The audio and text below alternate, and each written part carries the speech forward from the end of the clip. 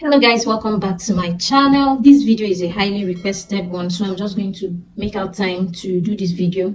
It's long overdue and I'm glad we are finally getting to do this. So in this video I'm going to be teaching you how to read your tape measure.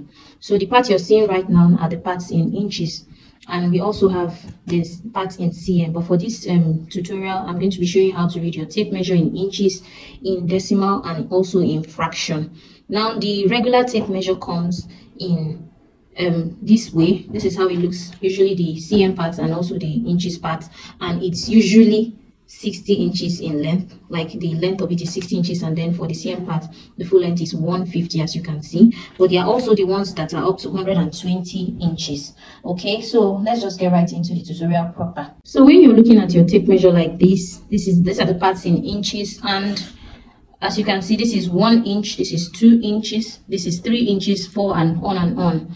Now when you come to that 1 inch, you see the midpoint of that 1 inch is half of it, which is 0.5, or 1/2, that is half of 1 inch. Then the midpoint of 1 to 2 is 1.5. Okay, now coming to the fraction part, or let's start with the decimal rather.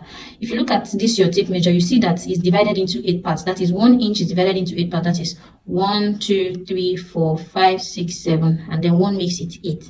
So meaning that this is 1/8, this is 2/8, this is 3/8, this is 4/8, this is 5/8, 6/8, 7/8, and 8/8, which is 1, which now gives you an inch. Okay, now if you have a tape measure, that is quite different from this one, and you count the calibrations inside the inches, and it gives you 16, that means whatever you're doing, you're going to be doing 1/16, 2/16, 3/16, 4/16, and on till you get to the 1 inch, that is 16/16. All right, but for this particular tape measure, it's calibrated into 8 places, so we are going to be working with 1/8, that is 1/8 of an inch. All right, so when you come to the decimal aspect of it, this is when you do 1 divided by 8, is going to give you 0.125. all right, this is going to be 0.25, this is going to be 0.375, this is going to be 0.5, which is half, and this is going to be 0.625, this is going to be 0.75, which is 3/4. all right, and this is going to be 0.875, and of course this is going to be your 1 inch. So choose the one you prefer to work with, either decimal or fraction. All right, personally I prefer working with decimal points, but if you're very conversant with fraction, they are all the same thing. Just choose the one that works for you. Okay, so that is how you read your tape measure in inches, and also in decimal points or in the fraction points. So I've gone ahead to go in a step further to break it down in. So here I broke it down in dividing that inches. I just magnified this so that we get to see it clearly, dividing it in inches, in fractions. Okay, so now this is 1, 2, 3, 4, 5, 6, 7, 8, 9, 10, 11, 12, 13, 14, 15, 16. So just imagine that this stuff right now, this other calibration, there is also an inner calibration in between them. When you now draw another calibration in between them, it gives you 16. That's 16 portions in that 1 inch. There are also very specific tape measures that go as far as even breaking it down, calibrating it to 32 inches. That is going ahead to divide that 16 to 32 portions. That is an inch. You divide it into 32. But those are very rare tape measures. Retailers, we're not the only ones that use tape measures. Carpenters, they use tape measures, so they really need to calibrate down. And also these very tiny calibrations are very essential, especially when you're doing pattern drafting or when you're doing your pattern making.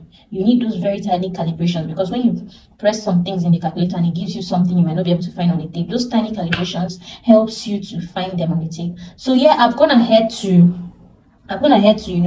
divide it further. That is, divide that 8 portion into 16 portion now. And as you can see in fraction, this is 1/16, 2/16, which if you know your math and you cancel it out, 2/16 will give you 1/8, right? So you cancel here 1, cancel here 8.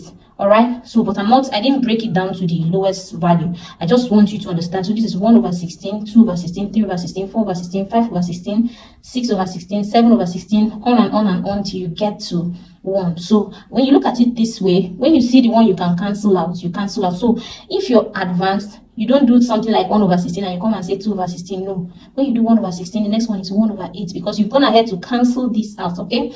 3 over 16 here, and this one is going to give you 1 over 4, right?